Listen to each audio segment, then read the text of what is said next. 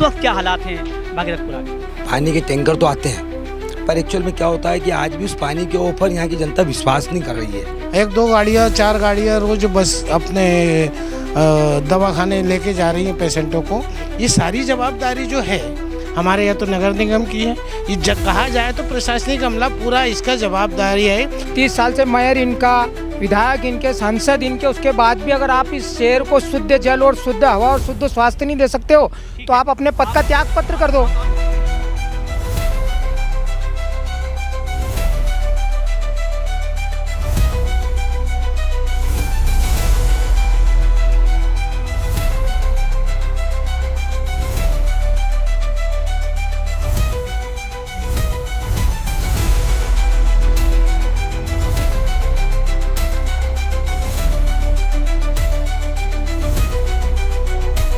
कि वो समस्या तो यही है कि किसको कहें, क्या कहें और कौन सुनेगा। बड़ा दर्द ये है कि किसको आखिर ये बात हम जाकर कहें ताकि वो संवेदनशीलता के साथ सुने और समस्या को हल करे। रहीमन पानी राखिए, बिन पानी सब सून, पानी गए न उबरे, मोती मानुस चून। पानी यदि नहीं है तो मोती, मानुस और चूना जो है वो ख़त्म हो जाता है, ख़राब हो जाता है। मनुष्य की भी स्थिति यही होती है। लेकिन इस वक्त हालात कुछ और हैं। पानी तो है लेकिन पानी दूषित है, पानी जहरीला है। और इसके कारण इस वक्त अगर हम बात करें तो भागीरथपुरा में जो घटनाक्रम हुआ है वो उससे शहर ही नहीं, प्रदेश ही नहीं, पूरा देश और दुनिया जो है उससे परिचित है कि यहाँ पर पानी पीने से 20 लोगों की मौत हो गई है। इस वक्त हम भागीरथपुरा की मुख्य गली में हैं, कुछ लोग हमारे साथ में हैं। हम बात करते हैं कि इस वक्त क्या हालात हैं। ऐसा लग रहा है कि चीज़ें अब बीत गई हैं, लेकिन ऐसा नहीं है। अभी भी घरों में लोग बीमार हैं और वो कितने बीमार हैं, कितने गंभीर हैं, इस पर हम बातचीत करेंगे। हमारे साथ में कुछ लोग शहर के जो गली के जो गणमान्य लोग हैं वो मौजूद हैं। सर रमेश जी, इस वक्त की अगर हम बात करें, जो बीत गया वो ठीक है, लेकिन इस वक्त क्या हालात हैं भागीरथपुरा के? देखिए साहब, इस वक्त तो अभी क्या है, पानी के टैंकर तो आते हैं, पर एक्चुअल में क्या होता है कि आज भी उस पानी के ऊपर यहाँ की जनता विश्वास नहीं कर रही है। कुछ संस्थाएं द्वारा, कुछ धार्मिक लोगों द्वारा आरओ का पानी वितरित किया जा रहा है। लोग जा के लेके आते हैं, कुछ आरओ वाले पानी पैसा दे के लेके आ रहे हैं। और पानी की समस्या तो अभी भी है, पर अभी आज उस पर समस्याओं पे बहुत सारी कुछ काम करना पड़ेगा। हाँ, अभी काम बहुत सभी आवश्यकता है। अभी कुछ लोग अस्पतालों के अंदर भी भर्ती हैं और जो कुछ वेंटिलेटर पे भी हैं और कुछ लोग अभी वार्डों के अंदर भी शिफ्ट होंगे। तो डर तो माहौल तो है ही है। अभी है जी हाँ, यहाँ से बातचीत करेंगे। सर इस वक्त अगर हम बात करें तो घरों में कितने मरीज़ होंगे भागीरथपुरा में और उन मरीज़ों की स्थिति क्या है? सर ने बताया कि कुछ वेंटिलेटर पे हैं अभी। क्या घरों में अभी भी मरीज़ जा रहे हैं यहाँ से अस्पताल में? देखिए, दूषित पानी का जो असर है वो मैं मानता हूँ कि 15 से 20 दिन तक या महीने भर तक रहेगा। ये ज़्यादा जो घात हुए हैं ये अधिक उम्र वालों को और छोटे बच्चों को ज़्यादा प्रभावित करती है। जो ये बीमारी है, जैसे हैजा बता रहे हैं, तो इनके रिपोर्ट के अनुसार तो हैजा तो धीरे धीरे ख़त्म होना है, जो चिकित्सा और इनके माध्यम से जब ही समाप्त होगा। और अभी तो निकल ही रहे हैं लोग, 1-2 गाड़ियाँ 4 गाड़ियाँ रोज बस अपने दवाखाने लेके जा रही हैं पेशेंटों को। कल भी गए थे और आज भी गए थे। उसके बाद वो चल रहा है क्रमबद्ध तरीके, लेकिन जो पहले परसेंटेज था वो थोड़ा कम हो गया है। ये कहा जा रहा है कि यहाँ पर अभी भी मरीज़ मौजूद हैं और लोग अस्पताल में उनको ले जाया जा रहा है। सामने जो वैन खड़ी हुई है वो इस बात का सबूत है कि यहाँ पर अभी तैनात है वैन। बीमार हैं लोग। जी, कुछ मरीज डिस्चार्ज होकर आए थे जिन्होंने दवाई गोली का मतलब पूरा वो लिया नहीं, उसकी वजह से वापस से मरीज निकल रहे हैं। अच्छा, 2 साल से कहा जा रहा है कि 2 साल से पानी खराब आ रहा था, क्या ये सच है? ये सच है, 2 साल से आ रहा था। शिकायत कर रहे थे हम लोग। क्या पानी में शुरू में जो पानी आता था उसको 2-4 बाल्टी हमसे गंदगी निकालते थे, फिर पानी उपयोग में लेते थे। कई जगह खुदा हुआ, हम जब भागीरथपुरा में आए हैं तो हम देख रहे हैं कई जगह खुदा हुआ है, यानी कि काम हो रहा है। जी, क्या लगता है? आप बता रहे थे कि वहाँ पर पीछे जो है काम के नाम पर जो है वो सिर्फ थोड़े बहुत। हाँ, वो ही है। जैसे मान लो यहाँ से वहाँ तक फर्श बिछा दी, उसके बाद में फिर वो मट्टी वैसे की वैसे प्लेन करते जा रहे हैं, पानी सीट के आगे निकल जाते हैं। आप एक बात स्वीकार करते हैं कि अब चूंकि जैसे जहाँ हो रहा है वहाँ की यदि आम जनता उसका विरोध करे तो शायद समस्या हो सकती है। कई बार हम विरोध नहीं करते इसलिए भी समस्या बढ़ जाती है। मुख्य कारण तो ये है कि विरोध करना चाहिए लेकिन कर नहीं पाते और करते हैं तो कोई सुनने वाला कौन है। जी जी जी जी जी। प्रेम मुख्य समस्या तो यही है कि किसको कहें क्या कहें और कौन सुनेगा। किसको कहें? बड़ा दर्द ये है कि किसको आखिर ये बात हम जाकर कहें ताकि वो संवेदनशीलता के साथ सुने और समस्या को हल करे। ये एक नया सवाल खड़ा कर रहे हैं कि सिर्फ वो ड्रेनेज का पानी नहीं था, उसमें कहीं न कहीं कुछ ऐसा केमिकल था जिस पल्स जो है वो चली गई थी। जी जो हमने बात करी बिल्कुल। आप इस यहीं कॉलोनी में रहने वाले? क्या नाम है? मोहित बिंजवा। मोहित, आप यूथ हैं, आप जो युवा हैं, आपको लगता है कि एक युवा होने के बतौर कहीं हम युवाओं को आगे आकर इस समस्या को सामने लाना चाहिए था जिसमें हम कहीं पीछे रहे?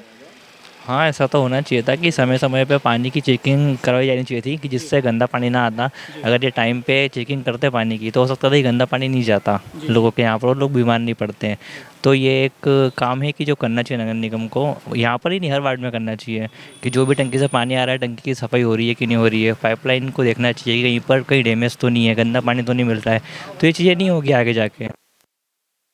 सर, समस्या गहराती गई, हम लगातार 2 साल तक जो है गंदे पानी को पीते रहे और यही कारण रहा कि वो बीमारी जो है वो छोटी सी बीमारी नासूर बन गई और इस हालात पर पहुंच गई कि हमको अपने 20 लोग खोना पड़े। आपको लगता है कि प्रशासन का अपना विल पावर होता है, निगम का अपना विल पावर होता है, लेकिन आम जनता यदि जागरूक हो जाए, यदि आक्रोशित हो जाए तो ये समस्या नहीं होगी? देखिए, ये बार बार यहाँ पे गंदे पानी की शिकायतों को लेकर हम समय समय बराबर शिकायत करते रहते, स्थानीय पार्षद से, नगर निगम से, कॉरपोरेशन से और यहाँ तक कि हमको विधायकों से, और हम करते थे 108 उस पर भी शिकायत करते थे, CM हेल्पलाइन पे भी शिकायत करते थे, पर इन लोगों को कुछ समझ में नहीं आता था। समय समय पर यहाँ पे बराबर शिकायत की जाती थी कि यहाँ पर गंदा पानी आ रहा है, यहाँ पे जगह जगह सीवर लाइन मिल रही है, पर ये लोग ध्यान नहीं देते थे। इसकी लोगों का ने बहुत सारी शिकायतों का अंबार लगा हुआ था, इनने कभी इस बात को ध्यान नहीं दिया। जिस बात की पूर्णाहति बड़े रूप में सामने आई, आज बड़े व्यापक रूप में सामने आई और अधिकतर लोग बीमार होने लगे। जिस दिन ये घटना हुई वहाँ अचानक ही पानी ऐसा आया, कुछ गंदा पानी आया, लोगों का जीव मिचलाने लगा और घबराने लगे लोग। फिर अचानक वो अस्पतालों में अपनी उपस्थिति दर्ज कराई उन लोगों ने, जब मालूम पड़ा कि ये तो गंदा पानी है, अब उसमें केमिकल मिला है या दवाइयाँ मिली है, ये एक जाँच का विषय है, इसे जाँच की जाना चाहिए। हम पूर्ण तौर से इस बात की मांग करते हैं, मुख्यमंत्री से मांग करते हैं, देश के प्रधानमंत्री से मांग करते हैं, लोगों से मांग करते हैं और यहाँ के जो भी जवाबदारी अफसरशाही से मांग करते हैं कि इस पानी को जांचा जाए कि आगे ऐसी पुनरावृत्ति क्यों हुई और आगे ना हो, इस बात के लिए भी हमें आश्वासन दिया जाए। ये अच्छी बात है। अच्छा, आपसे पूछा जाए कि अगर 4 व्यक्ति ऐसे कौन हैं जिन पर हम जिम्मेदारी, पहली जिम्मेदारी किसकी थी, दूसरी किसकी थी, तीसरी किसकी, चौथी किसकी थी, क्या क्रमवार होगा? देखिए सर, सिलसिलेवार तो ये है, हमारा गाइडलाइन बनी हुई है कि स्थानीय पार्षद, नगर कॉरपोरेशन, महापौर, मध्य प्रदेश के CM, ये इन लोगों की जवाबदेही है कि हम जनता को स्वच्छ पानी मिले, अच्छा पानी मिले, उनके स्वास्थ्य का ध्यान रखें। ये सारी बातें इन लोगों को ध्यान रखनी चाहिए और ये उनकी जवाबदेही बनती है। अच्छी बात कर रहे हैं। हम आपसे भी ये पूछना चाहेंगे कि क्रमवार अगर हम बात करें कि जिम्मेदार कौन है इस बड़ी समस्या का? देखिए, आपने एक दोहा बोलकर बहुत शुरुआत करी है। उस दोहे के अनुसार में इस पृथ्वी के ऊपर 5 तत्व महत्वपूर्ण हैं। जो पृथ्वी है, आकाश है, सूर्य है, जल और वायु। जल और वायु दोनों शुद्ध होना चाहिए तो मनुष्य का जीवन इस संसार में है, अन्यथा कुछ भी नहीं है। ये सारी जवाबदारी जो है हमारे यहाँ तो नगर निगम की है। ये कहा जाए तो प्रशासनिक अमला पूरा इसका जवाबदारी है और हमारे कुछ अफसरों को तो फोकट में उसको घेरा बना कर घेर के और सस्पेंड करा जाता है। जो कर्मचारी कहलाते हैं वो तो अपना काम करते हैं, लेकिन अधिकारी लोग या नेता, प्रतिपक्ष, विपक्ष जो भी रहे हैं वो इस मुद्दे को, अब जैसे भागीरथपुरे में इतना बड़ा कांड हो गया, यहाँ की जनता आज भी जागरूक नहीं हुई है कि इतना बड़ा कांड हो गया तो अपने को प्रदर्शन करना चाहिए, किसी के खिलाफ बोलना चाहिए।